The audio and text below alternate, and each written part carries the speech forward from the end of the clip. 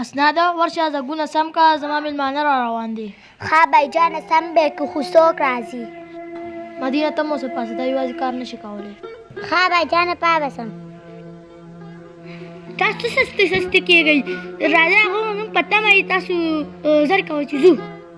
بیا موږ خو روان یو. خدای دې کارونه ستړي کړو. یو خو په مخه د بایجان میلمانه راځي. تاسو څه قصې کوئ دا کار هم ختم نه کړو. دغه د میلمانه راله. بایجانه دا دې درلو مدینه راځه. ښه دا د هغه میلمانه راله چې مخکې لی ورشو. السلام علیکم. وعلیکم السلام. راځئ چې دلته کښېنئ. راځئ راځئ دلته کښېنه. راځه دا خو ډېرې ښکلې صوفې دي. راځئ دلته کښېنئ.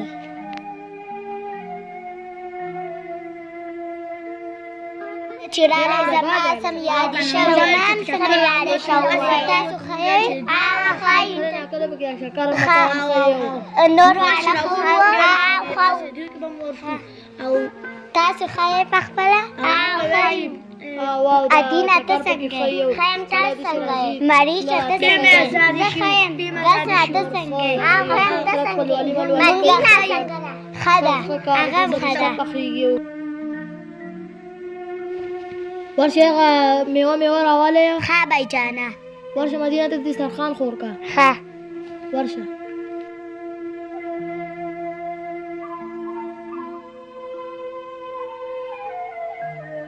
والی خورئ که نه؟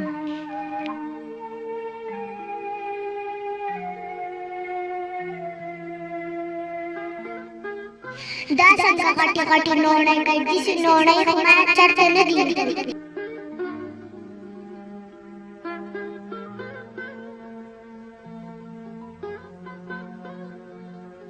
دا خوراک څوک داسې کوي؟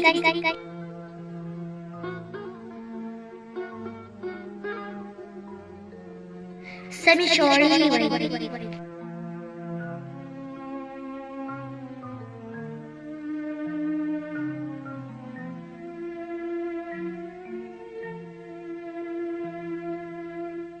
دا د کیسه چڼول کوي.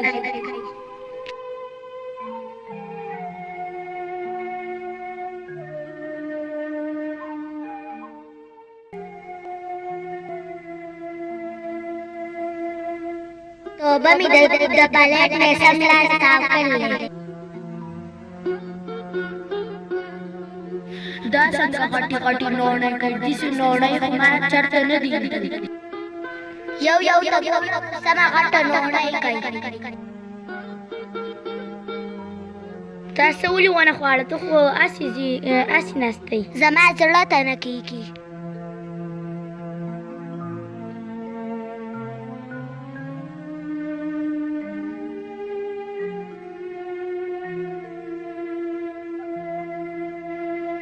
ټایم هم ډېر وشو. کور کې څوک نشته. کور ته ځو. کښېنئ څه کوئ؟ کښېنئ مړه. لاړو. زه السلام علیکم ځای. وعلیکم السلام. روغ ام الله ازار به شوه. پاتې شئ که نه؟ ازار به شوه. تا اوسه ونه خواړه. ته ولې کښېناستې پاسېدې؟ دومره نوڼۍ کولې هغو نه څه پاتې ورشه مدینه ته کېدو. وله دغه راوړه چیپس چې وخوري. مې وله خولو ته وکتو نو هغوی دومره نوڼۍ کولې. راځه. ولې تا یې خولې ته کاته؟ چې ما پلیټ ته وکتو نو هغې کیسه نه و. ښځې خو زموږ خولې ته کاته. هغه ځکه پاسېده او کېناسته. ما بس ما خولې ته هم کاته. ځکه زموږ څه نه خواړه که نه چې زموږ خولو ته یې کتل. زه زموږ مخې ته کېناسته سره چې خوراک یې نه کوه سیده به تلې که نه. مېلمنو څه خوراک نه کوي نو سیده به ځي. د مېلمه خوله دې نه صحیح کوي. سیده دې ځي خپل کار به کوي.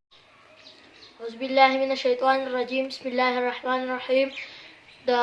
تاسو چې دا کومه ویډیو وکتله په دې کې که تاسو چېرته نه یې پوه شو نو زموږ د ویډیو دا مقصد دی چې که چېرته مېلمانه راشي نو اول خو ښه خبره دا ده چې تاسو د هغوی سره خوراک وکړئ. که خوراک ورسره نه کوئ نو بیا د هغوی لاس او خوله مه سهي کوئ ځئ خپل کارونه کوئ که بیا هغو خوراک وکړي نو خواله راشئ او لوښي ترې ویسئ نو د دې وجې نه مېلمه صحیح خوراک ونه کړي وږی پاتې شي د مېلمه خوله مه صحیح کوئ چې هغه په خپل مرضۍ باندې خوراک وکړي او بیا خپل لوښي موښي ویسئ او ځئ د الله په امان تhank you